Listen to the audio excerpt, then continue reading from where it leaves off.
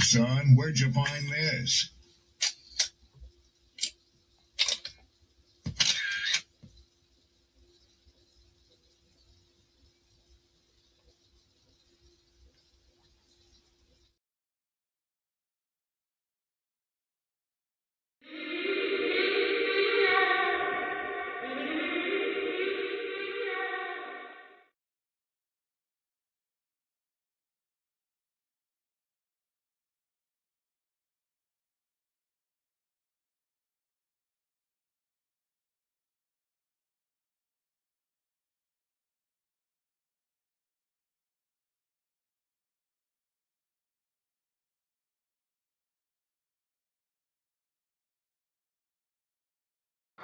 Stranded and melanated.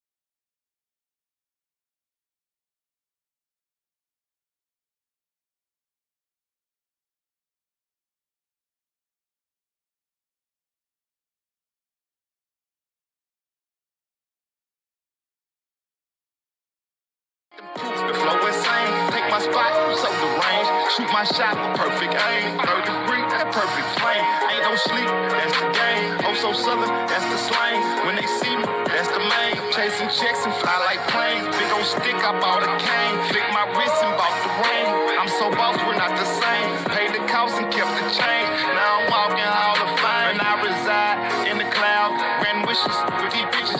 Taking pictures with the crowd, and I'm out. Yo. Peace, blessings, glory, praise, and honor to the Most High. Happy Monday. Happy Monday. Sorry for the delay. I hope all is well nonetheless.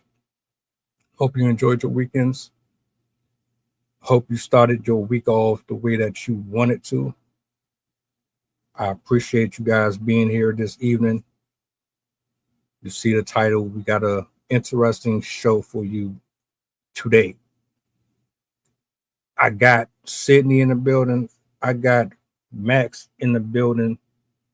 I'm gonna bring them up in just a second. Do me a solid, like, share, repost. Let the people know we on. We got a lot to talk about this evening. I'm gonna bring everybody up. Introduce yourself to the good people. This is the first time that some of us are meeting each other, so give them a warm welcome. Let's get the show started. Let's see. This one. Good evening. Good evening. Hello. How's everybody doing today? We are blessed by the Most High right now, but we function today. Amen. Hey, Rob, I'm going to pull up to the. I'm gonna email you because you might be in the wrong studio. Hold on a second. I'm glad y'all good though. How was y'all weekends? Pretty good. Sydney, you go first. Sorry, ladies first. Not too much. Wait, did you ask? I've totally, the question went over my head. What did you ask? How was your weekend? Oh, it was pretty good. We ended up going on a drive and we went to the beach. So that was nice being able to go out and do something. I saw my bio dad and my little brother, basically. So my son got to hang out with him because they're like best friends, even though he's technically his uncle. He's 8, so yeah, pretty good weekend. Very busy. That's dope. That's dope. That's dope. I ain't been to the beach in years, so I'm glad y'all got to enjoy that. How about you, brother? It was busy, man. Just worked DoorDash like crazy. Made good money doing it though. So it was productive. Got energy where I wasn't expecting it, so that was good. It was much needed considering all things. So yeah, it was pretty good. Visited a French church. Been trying to look at different churches in the city, see where I fit most, and that's pretty much been it. How about you? I'm good. I'm good, man. I had a excruciating headache over the weekend, so I really didn't do too much. I kind of just laid down and tried to get my bearings together. But you know, I'm good now. I don't blame you. Glad you're feeling better. Thanks. Especially when you ain't popping Tylenol and Advil. Right. Rob, what's going on, man? What's goody? Glad to be here. How y'all doing? Happy Monday. Good. Rob Sydney. This is Max. Rob Sydney. He pulled up to join us. You know, this is the official greeting, and I think this topic right here is going to be a great way to see different perspectives on it. So, yeah, I got a clip I'm gonna play. I don't know if y'all saw it. This ain't the clip that I left in the studio, but it's the mother defending the son after what happened. So what I want to do is I'm gonna play her clip, and then we'll just jump into it.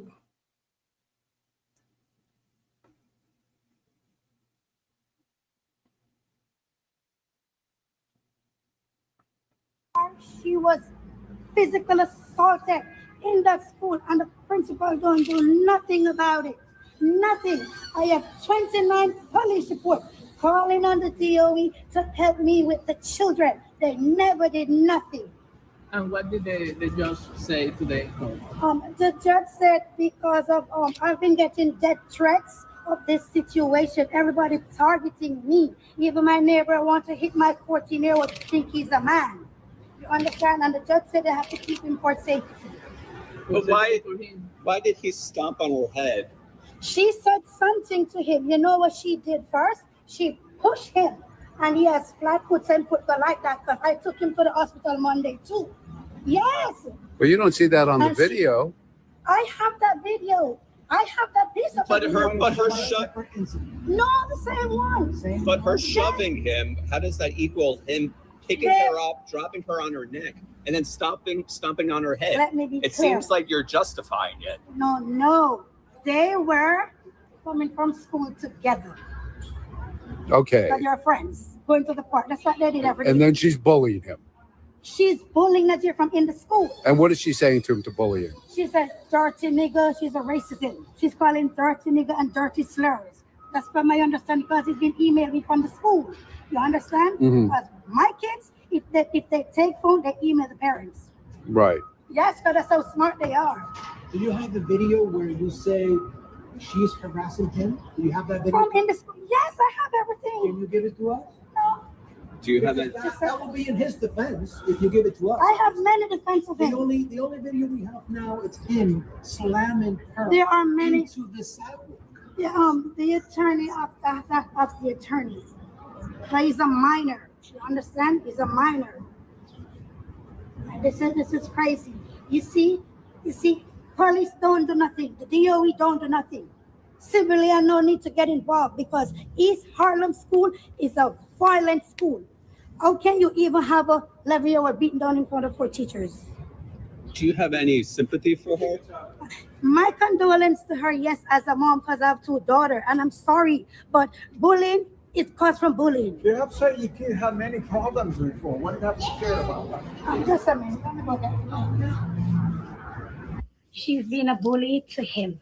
That's it. She's been a bully to him. Yes, from in the classroom of the classes what they have, and some messages what I sent to his phone from her. We learned she's been a bully to him. We don't need that whole thing. Like,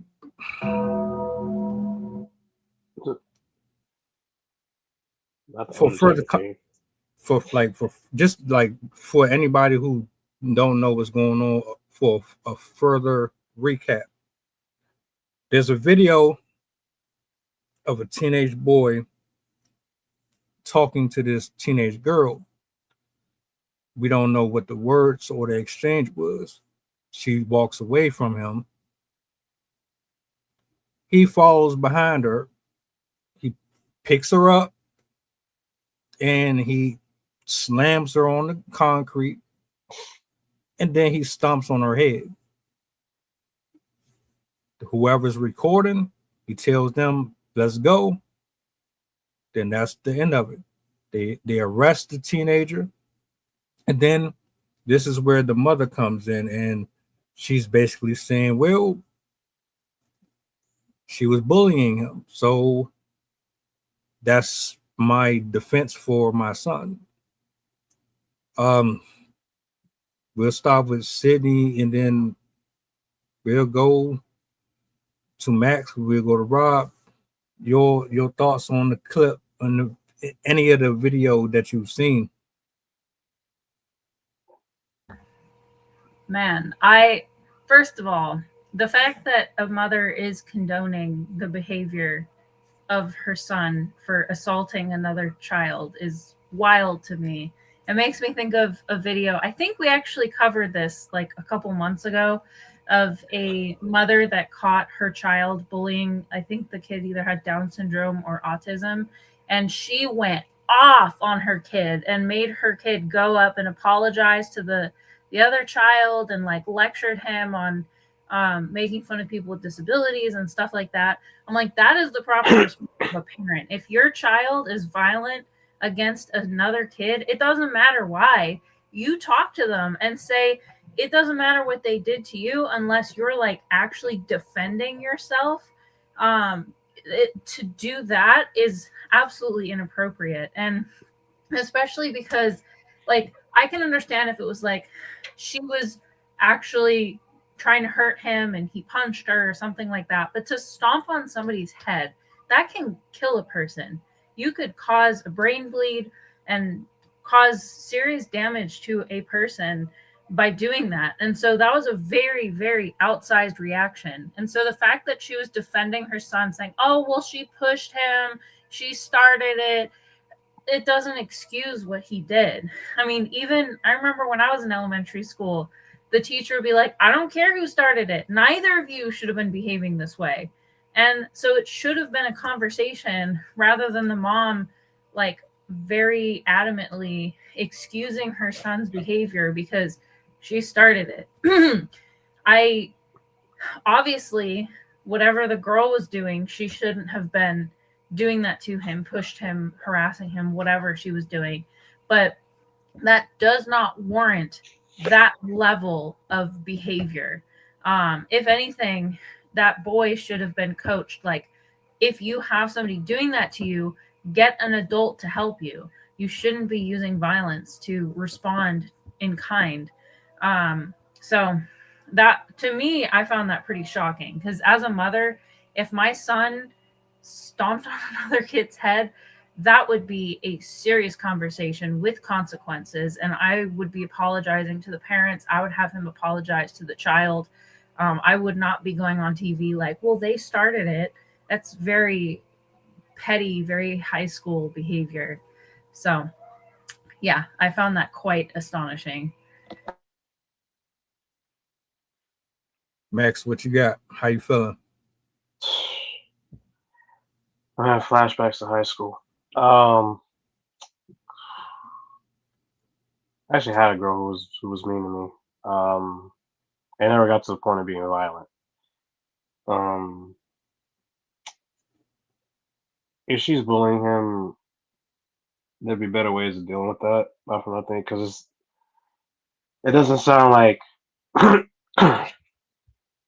doesn't sound like he he um he was being bullied in this moment. And even then, to to do all that is just it's too much because you're I know what it is to be bullied and to be pushed on the edge, but it never came to that point where you lash out like that. I thank God for that. But this is just it shows that sometimes some moms can be emphasis on some moms can be too biased toward their children, no matter what. Because unconditional love sometimes can make you not think straight sometimes and not realize like your child is causing trouble and you refuse to see what the reality is. And maybe because we all want to see the best in our children. And so to see them act a certain way, you never want to believe that. But the reality is that even with being bullied, it's not a shock that he got arrested. If anything, I'm hoping that that girl is okay and that they eventually both get counseled because one is aggravating another and the other one violently responded. So, like Sydney said, coaching will come a long way. They're teenagers, they're still kids. So, I would take advantage of that age to give them the help because that they're at the age where those behaviors can bleed into adulthood. So, I would definitely consider if I were her, I would definitely consider that. I would not. I would take the the motherhood eyeball and put a more logical focus on what is going on because sometimes you latch onto the idea that you have of your child without realizing what's in front of you. And yeah, they need help. I don't know what the girl did to set him off. It doesn't sound like in that moment she did anything either, but I have a girl bully once who was trying to knee me in a spot, and all I did was just block her. Other than that, I mean, she did beyond that, but hers was more verbal than anything else. So, it's just those are my thoughts. Give them both coaching and go from there. Get involved because I know what it's like to not have teachers help you when chaos is breaking out, and then they wonder why people end up doing something crazy. Also, like the school should take responsibility. Not for nothing either. I know what that is to have teachers and higher ups not pay mind to what's going on with their own students. Like, it's a lot. Well, look, I'm gonna turn it over to you, Rob. If y'all want to see the actual footage, look in the private chat.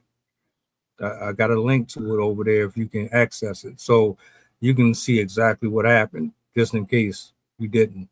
Can you play it? Can you play it here? I can't play. It's too graphic for YouTube. Too graphic for YouTube. That's the only reason why I didn't play it, because they pick and choose who they reinforce that stuff with. If I play it, I'm gonna get in trouble for it. So I just put the link over there in a private. Got you. Oh man, I read something last week that said that a lot of boys that come from single parent homes, are not able to accept rejection for some reason. And that's why we're having a lot of these problems. And I'm willing to go as farther, a little further, that there's some fathers who are either absent or like part-time who uphold that kind of behavior. When she said where she from, I'm from there. It goes down every day. You cannot gentrify that neighborhood as well as it gets, and the drug epidemic has yet to stop. I'm saying it like that. So it's a lot of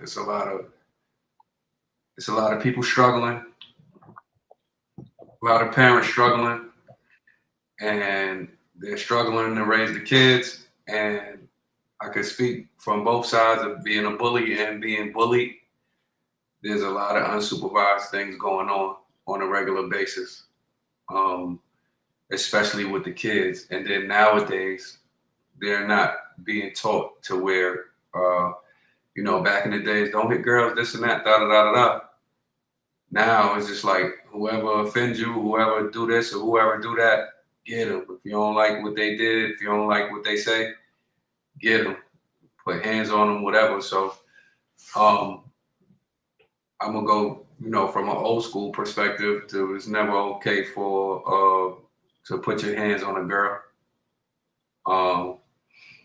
I'm not gonna say I always listen to it, but the older I got, I see the value of it, and I would never do it again, rather. Um, and then after a while, you learn to walk away. And that's the hardest thing to do, especially with a lot of children who are emotionally, I would say, unstable. The kids now, they don't know how to process their emotions, and they go what they call it 0 to 100. They go from like 0 to 1,000 very, very fast, and it's unhinged. And a lot of times it is when you say no. So regardless of what, you know what I'm saying?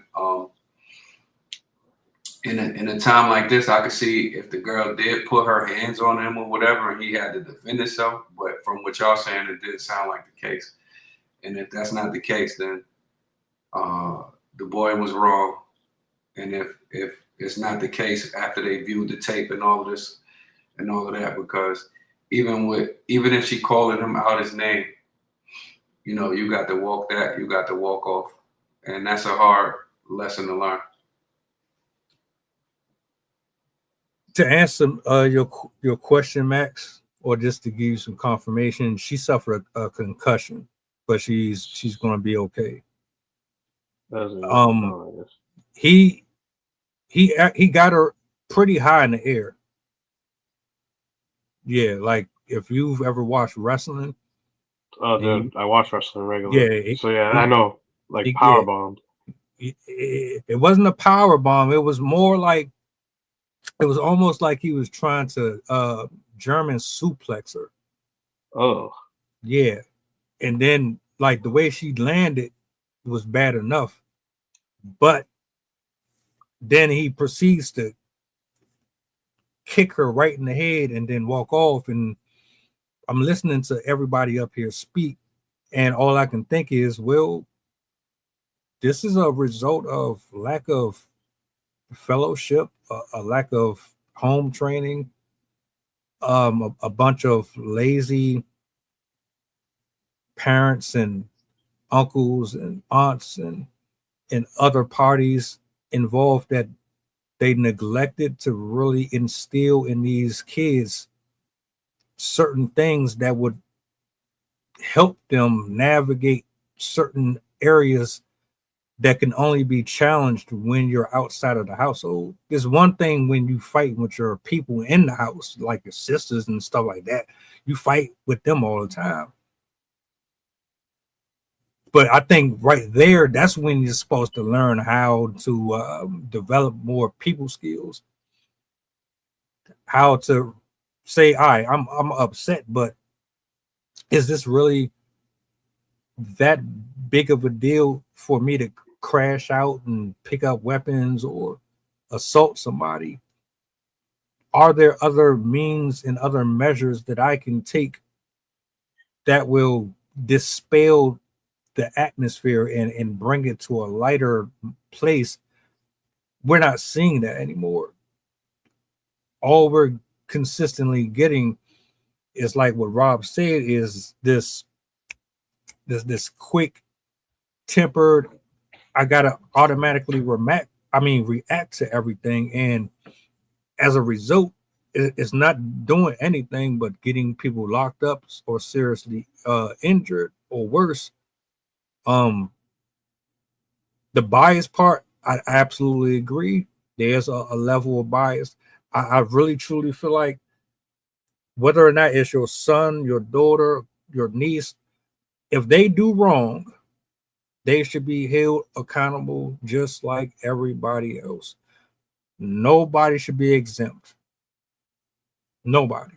That means if they are a serial killer, a drug dealer, whatever, they should be held to the same standards as everybody else. Not seeing it. So who do we point the finger at? Because, like, from what I saw in the video, she wasn't bullying him. She was walking away from him.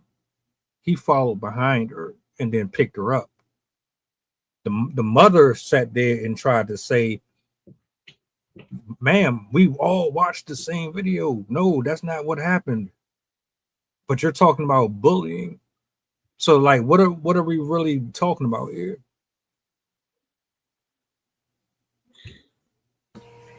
Going off of what Rob said earlier, him being from a single parent household definitely tracks with that behavior, because when a child grows up in a single parent household, especially when a boy goes without a father, and honestly, like, people underestimate the power that a father has in a child's life. Even with girls, an absent father, girls tend to be more promiscuous. Both genders tend to be more likely to drop out of school, to have emotional issues, to have mental health, mental illness issues, drug issues, more likely to end up in jail, more likely to run away from home. Like, there's a whole list of problems that come with a child growing up in a single parent household. And I think there's a couple different factors that cause that. For one, a single parent household is going to have a parent that is immensely stressed out. I get tiny doses of what it's like to be single parent when my husband deploys. And I can tell you right now, it is so hard to emotionally regulate yourself as an adult when you're trying to deal with two kids and you have no time or space to yourself. And so if you're chronically alone and have to do everything by yourself, you have to take care of yourself. You have to take care of the kids. You have to take care of the house. You have to take care of everything that goes along with living, and you're working. It is so intensely stressful that your child is going to pick up on that stress. They're going to copy those behaviors. They're going to learn those lack of regulation techniques, basically. And they're going to basically be copying what the mother is doing at home. And if the mother is constantly stressed out, she's yelling, she's a whole mess, the child is going to develop those same habits. And they're not going to be able to develop proper regulation techniques because they don't have a role model to do so. So that's part of it. And additionally, biologically, not having a parent there for you will already make the child more sensitive to rejection. One of the articles that covered this incident said that he attacked her because she rejected him. And when a child is missing a parent in the household, they have a heightened fear of being rejected, of being turned down, of not getting what they want, because of the innate internal sense, the background, always having that feeling.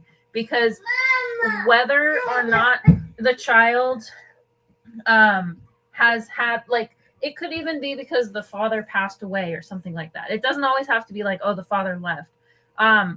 They feel abandoned because children don't have the ability to understand reasoning in the same way that adults can. They just see it as, my parent left me. And if you have that underlying discomfort, you're going to have a heightened response anytime you face the possibility of rejection, even if it's not actual rejection. If you interpret it as rejection and you have no emotional regulation skills, you're going to lash out extremely badly. Especially teenagers, when you have a mix of hormones and a background feeling of inadequacy and people have left me, it's going to be a really poor mix, because teens already have issues regulating their emotions because of the hormones, because of the age that they're at. They're still learning how to function with emotions such as jealousy and rejection and unhappiness and stuff like that. And having no emotional regulation means you're going to just act with only emotion. You're not going to act with logic. You're not going to act with empathy. And that is why we often see anger issues, particularly in young people, because they have not learned how to cope with that feeling and sit with uncomfortable feelings. They have the idea in their head that if they're feeling it, they have to show it. So this child very likely had this underlying sense of, like, people don't care about me. And so when this girl rejected him for whatever reason, he felt like he had to show her how angry he was. And I watched that video, and that even I would call it a body slam.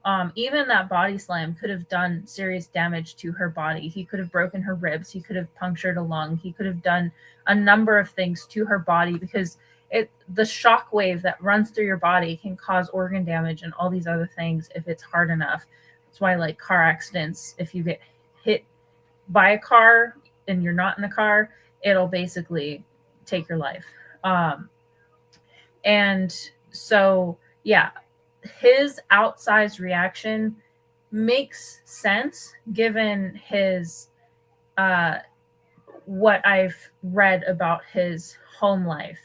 And not to mention the fact that his mother defended him tells me that she probably either at best or at worst condones the behavior and possibly even shows some of that behavior herself at home.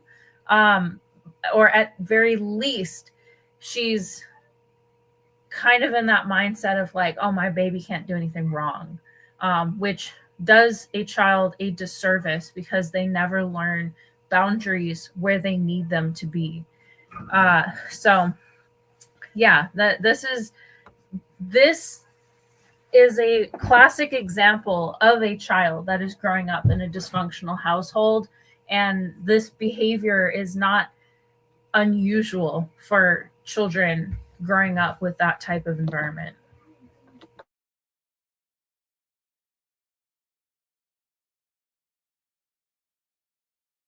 Max, you want to add anything on to that?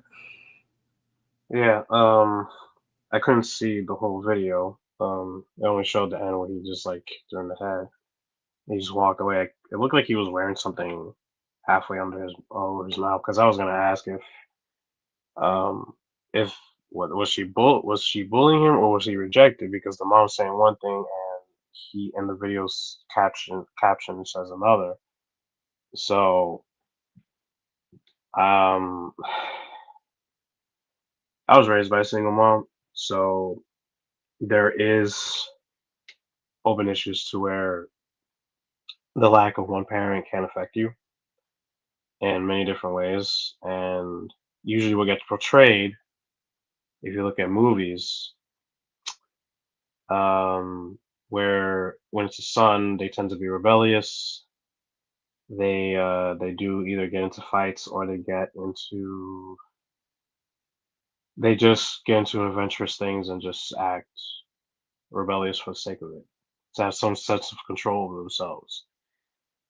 Um, but yeah, when you have a male figure in your life that has influence on you, a good one, then it can help build your character a bit.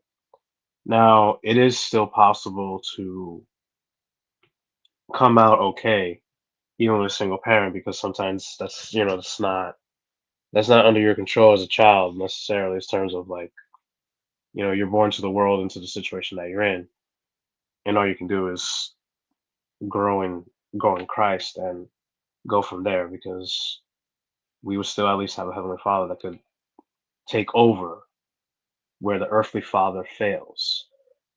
The heavenly Father can will always be the one that can be reliable, because he will always find a way to let you know, I got you. This is what you need to learn, and things like that.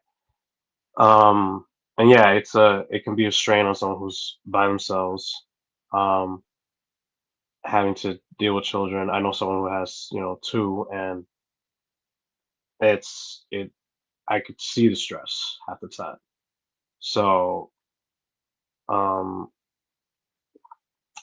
yeah, the environment is too much of a epidemic. It seems to be the big topic of conversation everywhere you go. I notice sometimes sometimes it stems from that. Sometimes it's a very specific situation where something happened to the child outside of just abandonment issues, but abandonment issues can affect everyone differently, because there are people who they're raised by a single parent and they come out fine. Then you have the other half where that may not be the case, or at the very least they have a phase where they have a violent, they have a not a violent, but a rebellious phase in their life. So hopefully, God willing, this kid gets out of this phase and learns to handle rejection. I didn't even know, like, I didn't think about that when somebody said that, you know, because we are missing one parent, we don't take rejection well, and we have the fear of rejection. And I think sometimes it also depends on, I think I see the truth in that. So, and I think it also depends on the experience that the person ends up having sometimes too, in a social circle. Like, you could be a decent person, but many people reject you just because. I was bullied in school as a child for reasons I don't even know. Maybe for being different. Maybe because I was into things that not everyone else was. While everyone was into Pokemon, I was into, you know, model trains. I was into Titanic. Very random topics that I became fascinated with that no one at 8 years old could relate to. So obviously every case is different. I don't want to be vague, but yeah, it's just, that was an interesting take that I noticed, that like, because you feel betrayed by one parent, you feel that carries you, that's trauma that's yet to be healed. And therapy is always there also. um Hopefully not too expensive to do, because I know that everything that's good now is like so expensive to do, so it becomes hard to know what direction to take. But um yeah, I don't know what the mom's doing, like, I don't know what the mom's like at home, but they need help from the Lord, is all I could say. Oh, you see comments. It's a lot of So I know for a fact I came up in homes like that, single parents, and I know for a fact there's a lot of negotiation that goes on between the parents and the children, or I think exhaustion is often to blame too. When the parent is working, if it's more than one child, like Sydney said, they be tired.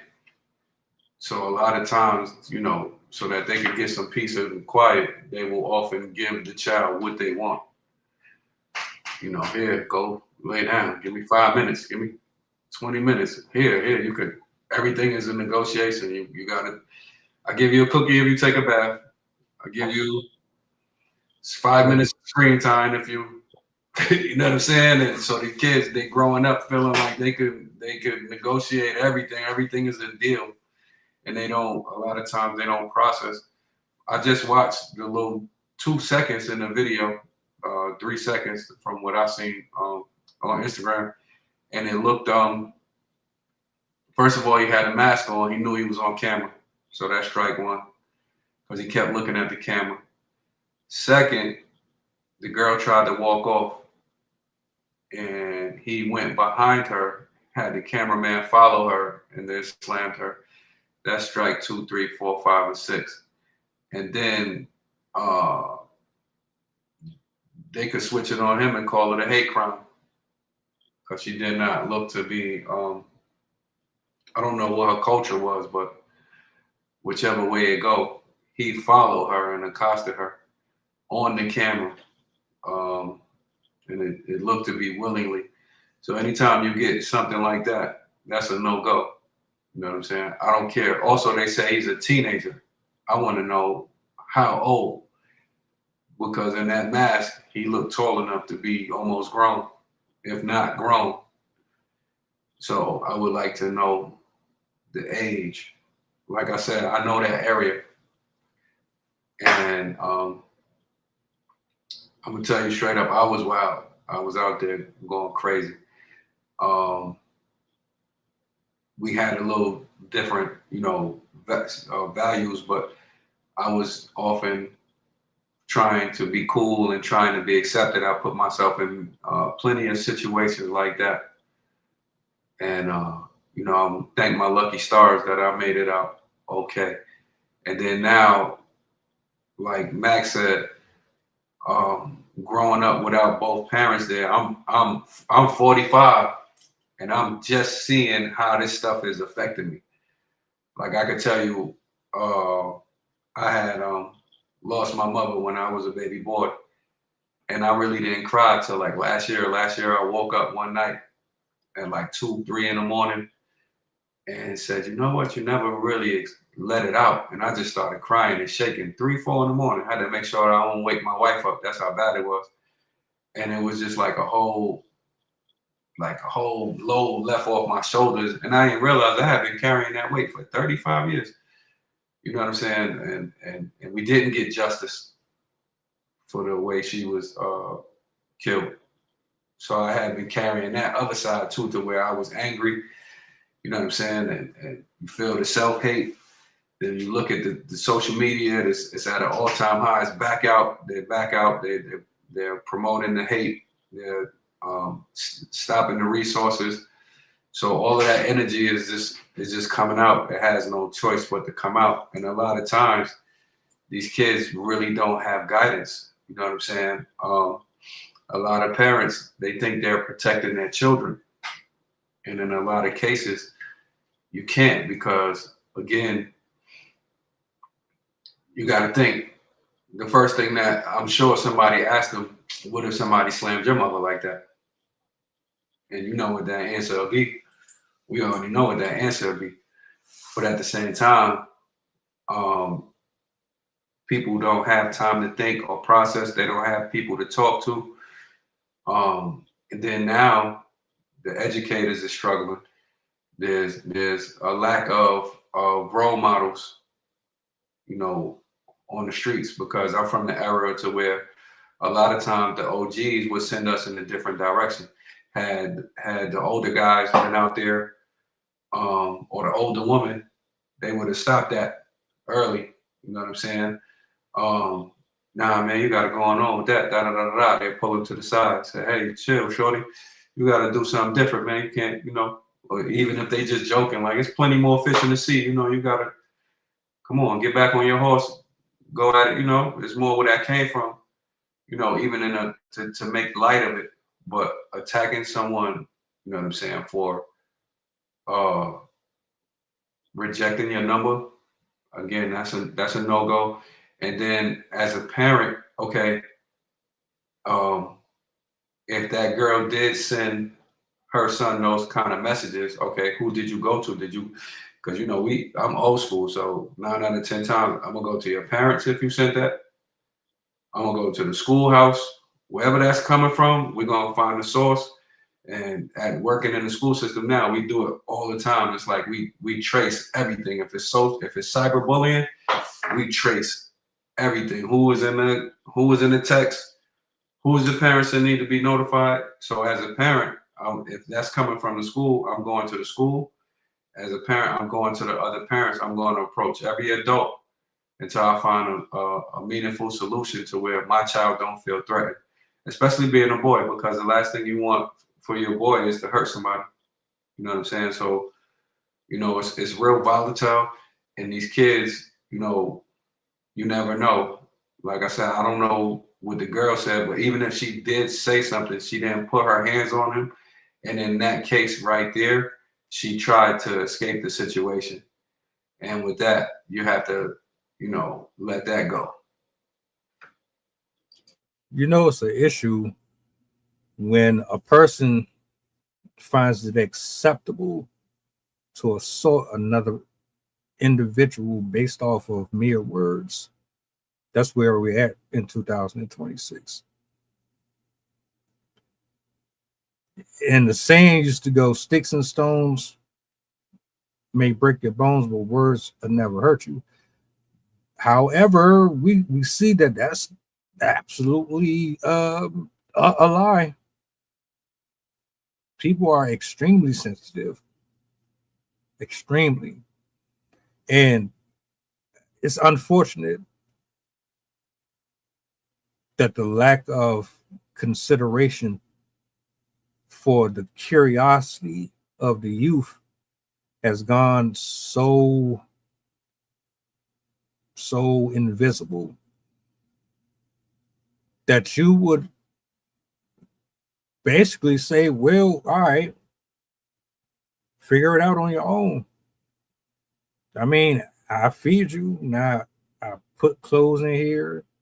I make sure these bills are taken care of. But in terms of giving you key tools for life, I can only dish out but so much. You might have a conversation here and there, but you're not reinforcing it. You're not giving examples. You're not setting boundaries. Hell, half the time you ain't even figured out your stuff. I'm with Rob. And I had this conversation before. I'm in my 40s too. I'm just now realizing that hell, there's some things that I still haven't plucked the root out of. So for anybody who think that you can be just completely sound-minded at a certain age and you just stop right there, no, you don't. You're forever learning, forever changing, forever figuring stuff out. There should be no way right now that they don't have better measures for bullying. There shouldn't be a situation where single parents aren't utilizing the available infrastructures that are out there, because they are out there. If you look, that could help you assist in certain circumstances where you have a lot of heavy burden on you. I hate that for her. I hate that this young man seems to be going down a road that he's not going to be able to come back from. Because to have that type of spirit in you, this little sentence right here is not going to get that out of him. He's not gonna go to jail or juvie or wherever, spend a few weeks in there or a few days in there, and then he's automatically gonna come home and he's gonna be a law-abiding citizen, or he's gonna know how to walk away when somebody says something he don't like, or someone of his affection turns him down. No, it don't work like that. He's been indoctrinated, and there's a reason why we keep seeing the same cycle happening over and over and over again.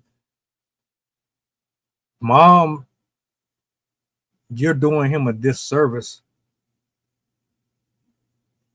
That what you're telling me and the public is that you got evidence that you don't want to show us, but you telling us you got evidence that nobody has done nothing about it. We have a bigger issue. You're saying school didn't do nothing about it, the principal didn't do nothing. I know that's a argument. We've talked about that before. But to sit here and try to defend what that was, I can't rock with that. So what do we do moving forward? Because I mean, she's not the first woman or the first single parent that's had a child out here hanging out in front of boarded houses and doing all the wild, wild west stuff that we see. She won't be the last either. So what's the message that we want to get out there to the general public, to the school board, to the system, to these young minds, man, who grow up on hip hop and loving hip hop and all of this brain rot that's on social media?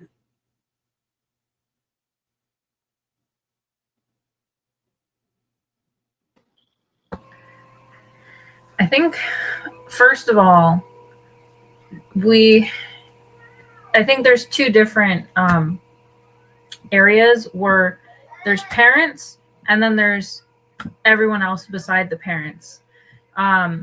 If you're a parent, we need to really get it out there how to properly raise kids, because I think there's a lot of parents out there that don't even recognize the harm that they're doing to their children. They don't realize their own bad habits and how they rub off on their kids.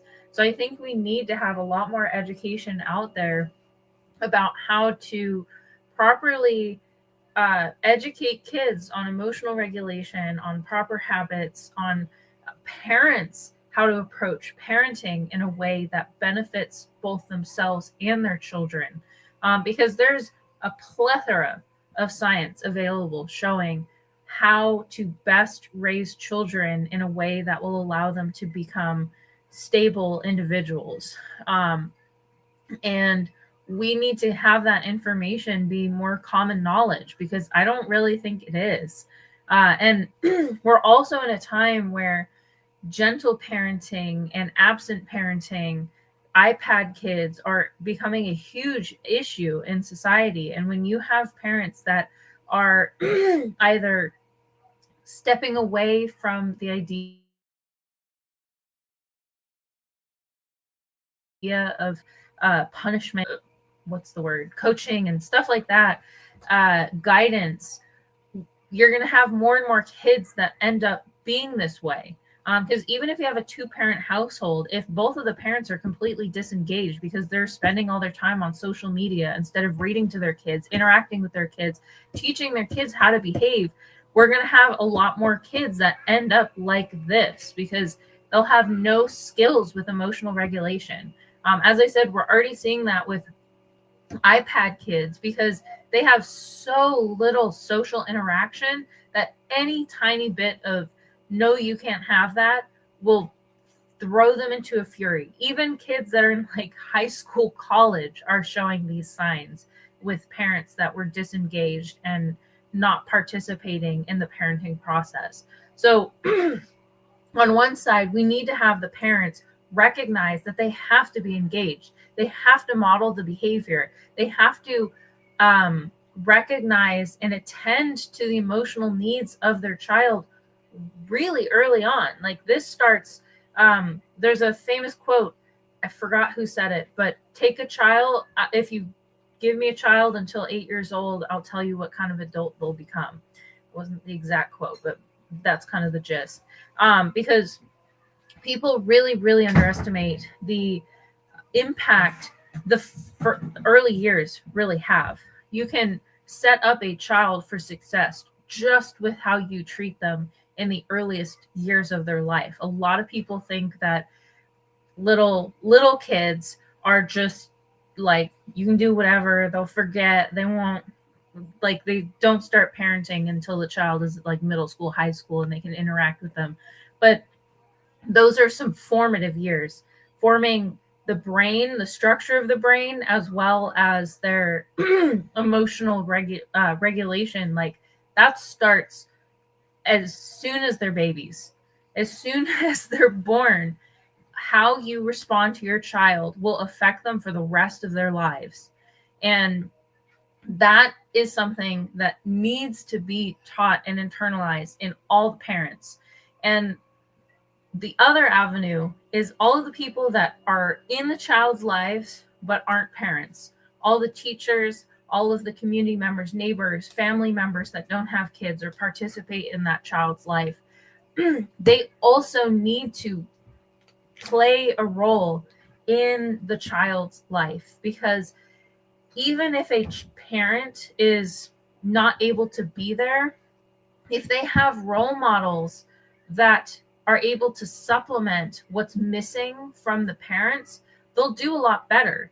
There are kids that are from single family households, but they succeed because they had a teacher, a neighbor, some sort of adult peer that was able to step in and serve the needs that those children had while they were young, and were able to guide them and teach them even though their own parents weren't there. We can see that with kids of like drug households or something like that, where the parents are not present, but they have the uncle, the grandparent, the whatever person stepping in and being there for the child and serving as inspiration and as guidance. They still turn out okay because they're able to recognize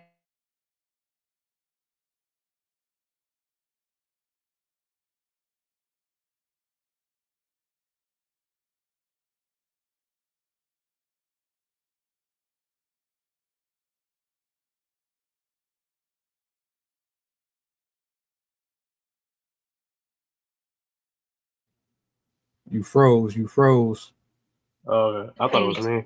in raising the kids as well. That way these kids don't get thrown under the rug and forgotten about just because they have parents that aren't absent. We don't have community much anymore. Like people don't even know their neighbors' names. A lot of parents are not, or a lot of grandparents aren't able to participate in their kids' lives, or like families used to be super cohesive. As my mom used to say, when she grew up, she had 32 cousins on, because her parents each had like 8 siblings and stuff like that. So they had a huge family. And she was like, if I did something wrong, I'd have 32 different people coming to tell me that I did something wrong and how to act next time. But kids don't have that nowadays. Now they have an overburdened parent and maybe nobody else. And so all they're getting is like, why did you do that? You're stressing me out. What's wrong with you?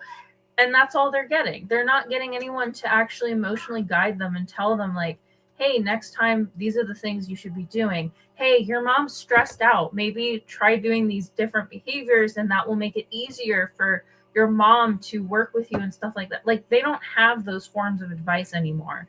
And even with teachers, like they're so overburdened by all these students with behavioral problems, and they're being expected to do everything under the sun, from potty training to teaching them morals and stuff like that, which should be the parents' job. So we need to re-engage with the community and encourage people to start reaching back out to their neighbors, their churches, their community centers, doctors, and teacher, everyone, because as the quote is, it takes a village to raise a child. You need so many different people involved to create well-adjusted kids. So we really need to encourage this and give children a chance to actually be out there and interact with more than just their parents. Yeah, I agree. I was thinking of, I was remembering the cartoon Hey Arnold, and based on what you were saying, what you're talking about, Sydney, about not having your parents, he's the perfect example now from a visual standpoint, from our generation, growing up with a cartoon character where he was raised by grandparents, people who live in a boarding house who are comes from all walks of life and are not blood related, but they're his family by association. It's a perfect example of, you know, the quote coming to life about it takes a village to raise a child, and it's true because as things happen in life, you need a consistent adult that you can rely on, or even friends. Like I have friends that are from when I was 8 years old who are still in my life to this day. Now, we do not have the same beliefs in terms of faith, and when I became Christian, that became crucial to me because, to a degree, it matters who you associate with because bad company can corrupt good fruit. But what I appreciate and what I'm grateful for is the fact that despite that, they have never been a bad influence to me. They've always been the ones that I could turn to for advice for something, even if it's only in one or two areas of life. I can still, I could turn to these guys half the time.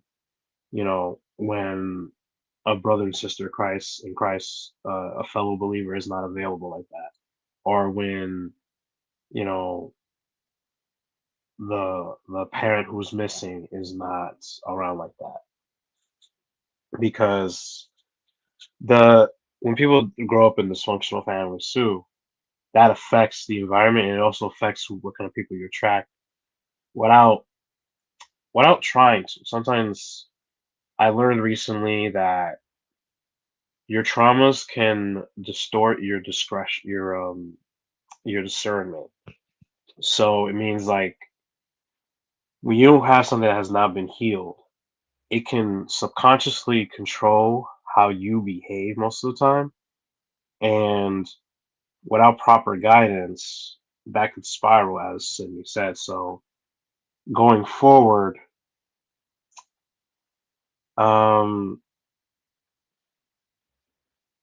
it helps to just keep talking about what needs to be changed until something can be influenced. We can do it ourselves either through different means.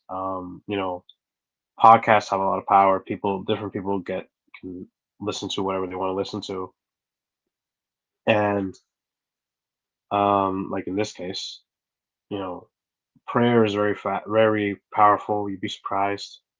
If nothing else, you can pray for it because you go ask, "How can I be an asset in this area of life for those who lack this?"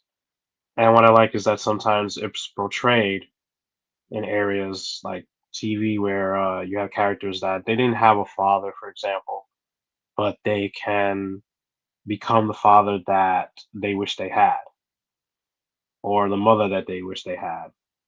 And that's always a good portrayal to see because some of us learn better from visuals. Sometimes we're visual learners like myself. I I learned lines from plays because I was able to watch a previous version of the play and learn the lines from there. I've learned dialogue from shows I've seen a million times. So um,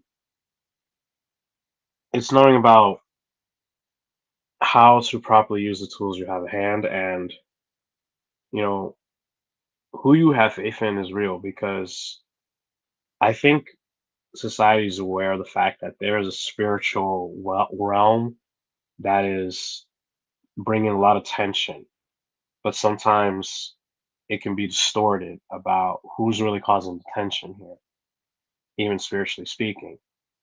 who you believe in matters too. And obviously everyone's going to believe what they want, but we are called as followers of Christ to encourage that idea, to turn to him, go from there, ask him for help, and he'll send people your way. You'd be surprised. You'd be very surprised. I learned from my father wasn't around as a child like that.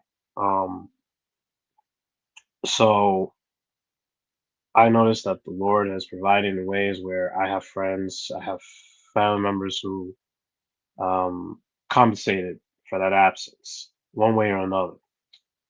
So yeah, you build the community where you can and make sure the community stays alive, because as people vanish from life, whether we pass on or something else happens, it's good to have at least one or two people that you can still turn to. I get that parenting is stressful, but and I can only imagine. I'm not a parent, but I speak from what I witnessed, and I was raised by a single parent, so I know what it can bring. But um, it helps to have a support system. Know who to let help you as well, and don't let your past determine your present or future. That's all I got. I think as a community, we definitely got to build community. And I think from a resource perspective, we got to hold the government accountable right now. And then we got to hold ourselves accountable. And then we got to hold the parents. And then we got to hold the businesses and the local community accountable, to where we are all given a chance to think and process. I think that's what we're losing, especially with the social media and everything. Perfect. My attention span. I'm fighting right now to get my attention span back. I'm forcing myself to watch videos more than 30 seconds. I forced myself to watch a video that's 5 minutes because I lost it, and it's hard, and it's especially hard when I'm reading. So I think we need to give the parents the resources and the kids resources to where they have time to think. We need martial arts, all different kinds of capoeira, jiu-jitsu, karate, boxing. We need those programs back in the hood. We need tennis programs, baseball. We need all of these opportunities for people to be able to get that energy out. And then we need mental health programs from the schools to the local communities, to where these kids and these parents have time. They learn how to think, learn how to solve problems, to where even if we could get it to where the children and the child and the parent can learn together how to solve problems together and how to process the things that's going on, so that they could think. Because once they get the time to think, a lot of times they'll see that they're cheating themselves when they engage in that type of behavior. And then we need to fix our schools. We need to fix our communities in a way to where the parents are paid enough to where they could be home and have time to spend with their children, so they can have the resources to take their children around the country, take their children around the world. We need to bring reading back, make reading cool again, because the book smarts have just gone completely out the window, especially when you got AI who can answer all your questions and this and that. Now you don't even got to think. You could barely spell anyway. So we got to bring reading back so these people could, learn how to process. That's the problem we're having, the emotional ability to process, to handle a no, to handle a yes. And once we get those resources back, then these people, all of us included, because I'm teaching every day in an economically stressed environment, and it's a lot of aggression and attitude, and it's just all saying that what we stressed out. When you come, if you stand in front of the building, you will watch the adults. They smiling, they vibing, they get in the car, they vibing to their music. And then as soon as they get to the front door, they like this. And then you look at the kids, even the good kids with the good parents, when they come, they like this. They stress because certain things, you know, we can't open the windows. The bathrooms is this and that. There's so many areas, and I'm upset. It makes me upset because at the end of the day, we'll spend. Well, I won't say will. The government will spend $8 billion on a jet plane when they could take that $8 billion and add these resources. And then when you get these resources, you need to have local people from the community who are respected, who've been through some things to run these programs so that they could be the ones, because we also got into a point to where people were scared of the kids. They're scared of the kids. They're scared of the parents, especially most of the time, because the parents are coming. And we don't understand that the parents, a lot of times, they love their kids and they're going to defend their children. They love their children. It's not a matter. It's just a matter of them knowing how to love their children, right? And how to hold their children accountable, because they love their children. Don't get it. I used to get it twisted. We're like, well, maybe they can't. But then I sit back and watch. No, they love their children. They just don't know when to step in and when to step back. So we gotta have a 12-point system to where we address all of these issues, and people, including the people that's working the programs and the teachers and the parents, to where they got time to sit down and say, you know what, this wasn't right, but how can we fix that? And then we got to get back to a point to where I think it's a point where a lot of the parents are saying, well, my baby is just like me, or they're doing good in school. I didn't get A's and B's. They got A's and B's, so I'm gonna just let them. No, we got to get back to a point like our parents was, to where you're gonna be better than me. I don't care. You know what I'm saying? And I used to think a lot of the people who stepped in my life, my two aunties, my uncle, grandparents, you know what I'm saying? They stepped in, was like, yo, you're gonna be better than us. And I used to think they was crazy. You know what I'm saying? You gotta go to school. You can't be staying here if you're gonna be getting in trouble. And I used to think they was crazy, like, oh, you tripping, da da da da da. But now I call them as many chances as I get and acknowledge them and say, yo, you saved my life. You know what I'm saying? Because I thought when they were saying you got to stay in school, you got to get your education, you got to get out of here, you got to do this, I was just like, what, man? I'm done with this. I'm done with school. Woo, woo. And now I'm calling them like, yo, when you sent me to school, you saved my life. I've called all my OGs so every chance I get. You know what I'm saying? Shout out to them, to where the times that they sent me home, yo, you bugging out. You know, you sauce, you wilding, you need to go home. The time they sent me, the time they asked for my report card, a lot of OGs, you know what? Oh, you got a good report. I used to carry it in my pocket. You got a good report? Come on, we're going to go get you some Chinese food. Get you a pair of sneakers.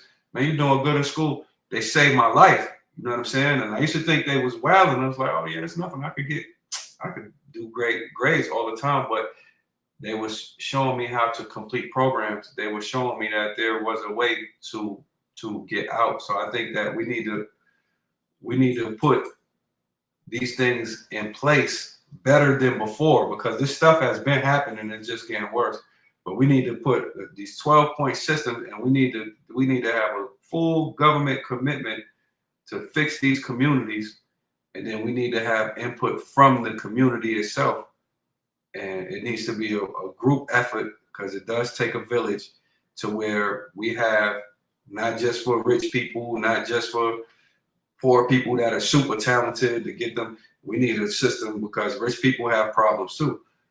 Everybody right now in America right now is going through something. There's some kind of stress that they're under. I don't care if you have $1 billion, but we need systems that teach even them how to process, how to accept where they are and do the work it takes to where they want to be. And then we need to reward them for doing the work, because a lot of times we're seeing people, they're being pretty much cheated, because they'll go get the degrees and then they can't get a job. You got the teachers who's they went and got all these degrees, and then they're underpaid, they're overworked, and it's just like, oh, it's nothing. And then you got the people in the system who's like, well, you only work 9 months, 10 months, you don't need money. But then at the same time, they say, well, I wouldn't do that job. Then you in the community, you got all of these people standing around, but they can't get no employment because they're being segregated against from residential segregation and discrimination.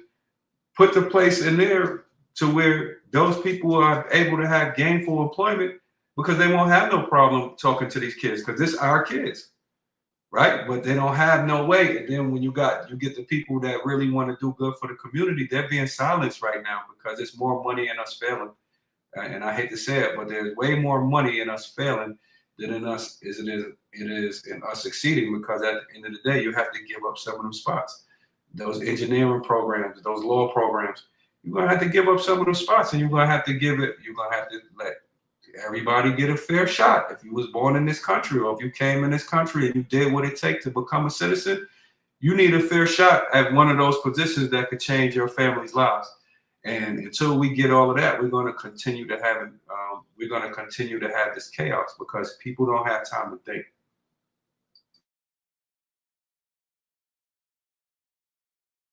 Hey, this was a very, very digestible stream.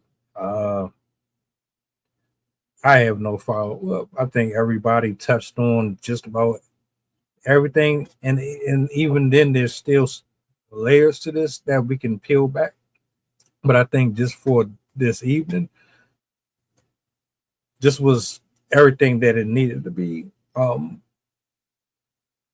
I want to say is my thoughts and prayers to that young lady, to that family in general, and I hope things get put into a different perspective for that young man, the mom, for that school.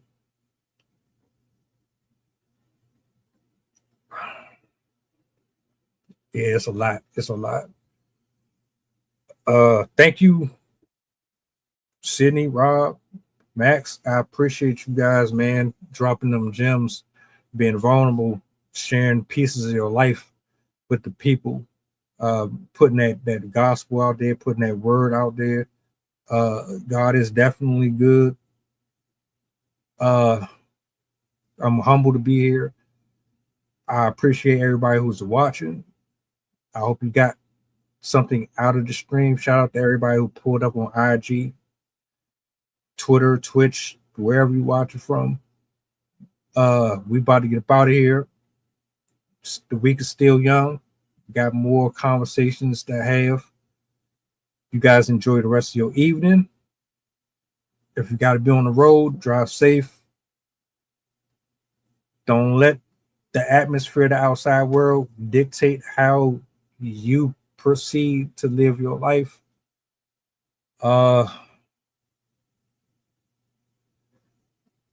Max, I'm glad that you could join us. I look forward to future conversations. More to come, folks. Y'all take it easy. Do me a solid before you go, if you don't mind. What's the goddamn button? Peace. Bye, guys. Wednesday. Guys. Have a good night. Nice to meet y'all. God bless, and see y'all next time.